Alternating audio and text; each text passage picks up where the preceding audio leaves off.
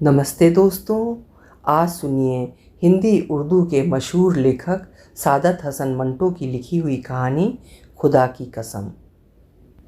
विभाजन के दौरान अपनी जवान और खूबसूरत बेटी के गुम हो जाने के गम में पागल हो गई एक औरत की कहानी है ये।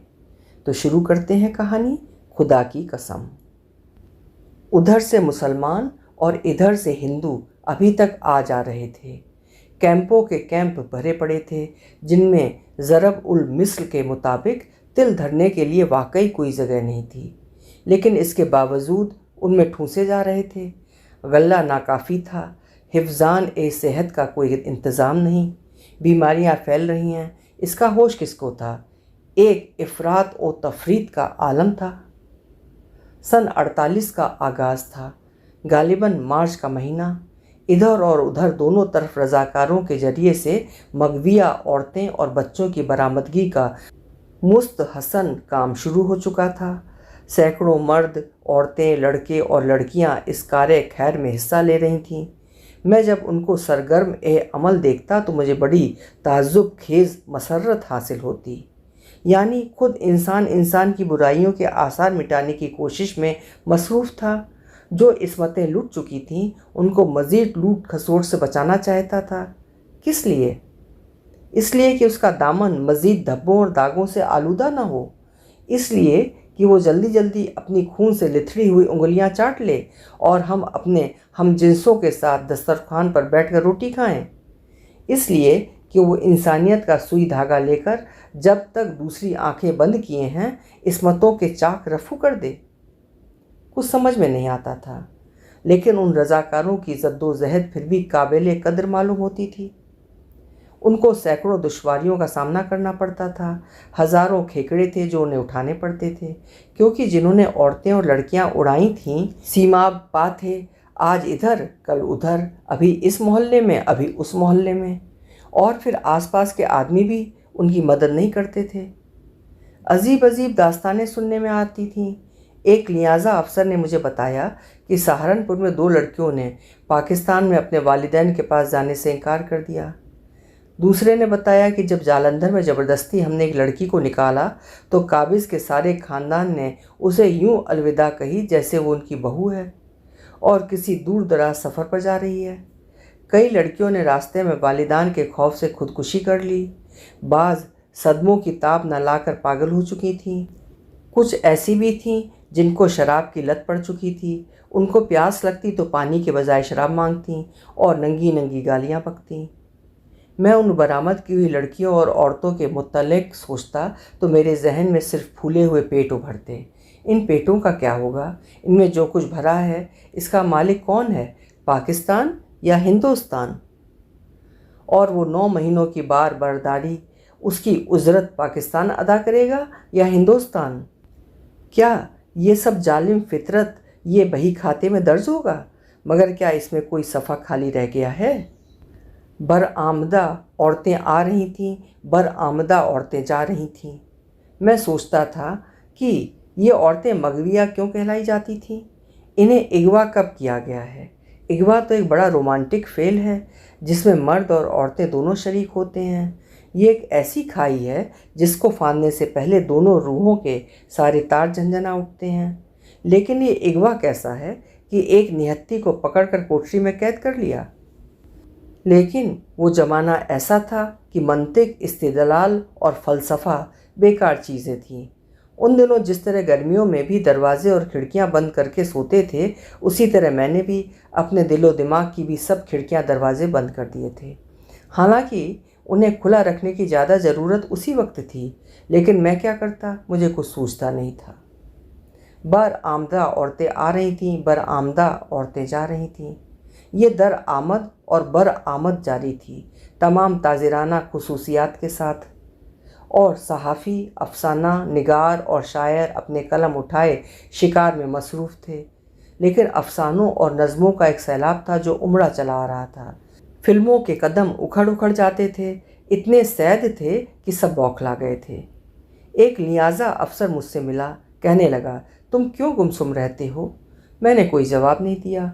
उसने मुझे एक दास्तान सुनाई। मगविया औरतों की तलाश में हम मारे मारे फिरते हैं। एक शहर, एक गांव से दूसरे गांव, फिर तीसरे गांव, फिर चौथे, गली गली, मोहल्ले मोहल्ले, कूचे कूचे। बड़ी मुश्किल से गौहर ए मकसूद हाथ आता है। मैंने दिल में कहा, कैसे गौहर, गौहरे ना सुफ्ता या सुफ्ता? तुम्हें मालूम नहीं हमें कितनी दिक्कतों का सामना करना पड़ता है। मैं तुम्हें एक बात बतलाने वाला था। हम बॉर्डर के उस पार सैकड़ों फेरे कर चुके हैं। अजीब बात है कि मैंने हर फेरे में एक मुसलमान बुढ़िया को देखा। अधेड़ उम्र की थी। पहली मर्तबा मैंने उसे जालंधर की बस्तियों में देखा। परेशान हाल, माऊफ दिमाग, वीरान वीरान आँखें, गर्द ओ गुबार से अटे हुए बाल, फटे हुए कपड़े। उसे तन का होश था न मन का, लेकिन उसकी निगाहों से ये साफ जाहिर था कि ये किसी को ढूंढ रही हैं। मुझे बहन ने बताया कि ये औरत सदमे के बाइस पागल हो गई है। पटियाला की रहने वाली है। उसकी इकलौती लड़की थी जो उसे नहीं मिलती। हमने बहुत जतन किए उसे ढूंढने के लिए, मगर नाकाम रहे। गालिबन बल्वों में मारी गई है, लेकिन ये बुढ़िया नहीं मानती। दूसरी मर्तबा मैंने उस पगली को सहारनपुर की लारियों के अड्डे पर देखा। उसकी हालत पहले से कहीं ज़्यादा अबतर और खस्ता थी। उसके होठों पर मोटी मोटी पपड़ियाँ जमी थीं, बाल साधुओं के से बने थे। मैंने उससे बातचीत की और चाहा कि वो अपनी मौहूम तलाश छोड़ दे। चुनांचे मैंने उससे बहुत संगदिल बनकर कहा, माई, तेरी लड़की कत्ल कर दी गई थी। पगली ने मेरी तरफ देखा। कत्ल? नहीं। उसके बाद लहजे में फौलादी तयक्कुन पैदा हो गया। उसे कोई कत्ल नहीं कर सकता। मेरी बेटी को कोई कत्ल नहीं कर सकता। और वो चली गई अपनी मौहूम तलाश में। मैंने सोचा, एक तलाश और फिर मौहूम। लेकिन पगली को क्यों इतना यकीन था कि उसकी बेटी पर कोई कृपान नहीं उठ सकती, कोई तेज़ धार या छुरा उसकी गर्दन की तरफ नहीं बढ़ सकता? क्या वो अमर थी या उसकी ममता अमर थी? ममता तो खैर अमर होती है। फिर क्या वो अपनी ममता ढूंढ रही थी? क्या उसने उसे कहीं खो दिया? तीसरे फेरे पर मैंने फिर उसे देखा।